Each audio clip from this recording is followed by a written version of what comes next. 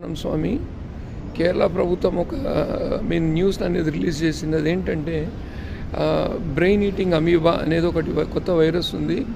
ఆ వైరస్ పంబా నదిలో స్నానం చేస్తే ఆ నీళ్లు ముక్కు మరియు కళ్ళలోకి వెళ్ళినట్లయితే ఆ వైరస్ అటాక్ అవుతుందని కేరళ ప్రభుత్వం చూపెడుతున్న ఈ కన్సర్న్కి చాలా చాలా రుణపడి ఉన్నాము. కానీ అట్ ద సేమ్ టైం సందేహం ఏం కలుగుతుంది అంటే పంబా రివర్ అనేది దాదాపు 176 కిలోమీటర్ ప్రవహిస్తుంది. అయితే ఆ 176 కిలోమీటర్లో ప్రవహించేటప్పుడు దాని ఒడ్డున చాలామంది కుటుంబాలు జీవిస్తుంది. కానీ ఎక్కడ కూడా కేరళ న్యూస్లో మనకు కనబడట్లేదు.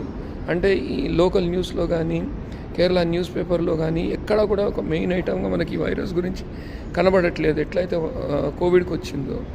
అయితే నా సందేహం ఏంటంటే కేవలము పంబా రివర్ని ప్రొటెక్ట్ చేయడానికే ఈ రకంగా చేస్తుందేమో అని ఒక అనుమానం కలుగుతుంది. అయితే మన యొక్క భక్తుల యొక్క భావన కూడా ఎలా ఉంటుందంటే పంబా రివర్లో స్నానం చేయండి అంటే పంబా రివర్లో మనము రిన్నేసి బట్టలు ఉతుకుతాము, పంబా రివర్లో హమాము, లైఫ్ బాయ్, ఇతర టాయిలెటరీ సోప్స్ వేసుకొని స్నానం చేస్తాము.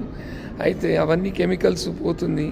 దయచేసి మనం స్నానం చేసేటప్పుడు నీట్గా ఉండాలి కాదనట్లేదు, కానీ అదొక ప్లెయిన్ రివర్ వాటర్, దాన్ని స్వాములు తెలియకుండానే పొల్యూట్ చేస్తున్నారేమో అనిపిస్తుంది.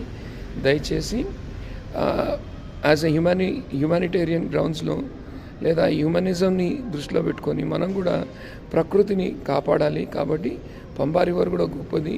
పంబా రివర్ని కూడా కాపాడేందుకు మనం కూడా ప్రయత్నిద్దాం.